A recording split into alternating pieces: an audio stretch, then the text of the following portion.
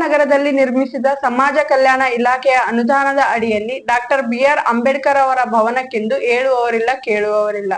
ಅದು ಇಂದು ಕುಡುಕರ ಅಡ್ಡವಾಗಿ ಮಾರ್ಪಟ್ಟಿರುವುದು ಕಂಡುಬಂದಿದೆ.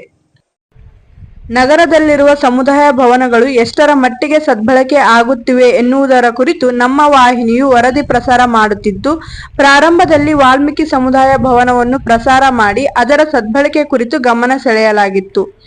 ಈಗ ಮುಂದುವರೆದ ಭಾಗವಾಗಿ ಶನಿವಾರದಂದು ನಮ್ಮ ವಾಹಿನಿಯು ಇಂದಿರಾನಗರದಲ್ಲಿರುವ ಅಂಬೇಡ್ಕರ್ ಸಮುದಾಯ ಭವನಕ್ಕೆ ಭೇಟಿ ನೀಡಿದಾಗ ಇಲ್ಲಿಯೂ ಕೂಡ ಕಂಡು ಬಂದಿದ್ದು ಕುಡುಕರ, ಜೂಜುಕೋರರ ಇಸ್ಪೀಟು ಅಡ್ಡೆಯಾಗಿ ಮಾರ್ಪಟ್ಟಿದ್ದು, ಜೊತೆಗೆ ಕೆಲವು ಜನರು ಬಹಿರ್ದೆಸೆಗೆ ಬಳಕೆ ಮಾಡಿಕೊಳ್ಳುತ್ತಿರುವುದು ದುರ್ದೈವದ ಸಂಗತಿ.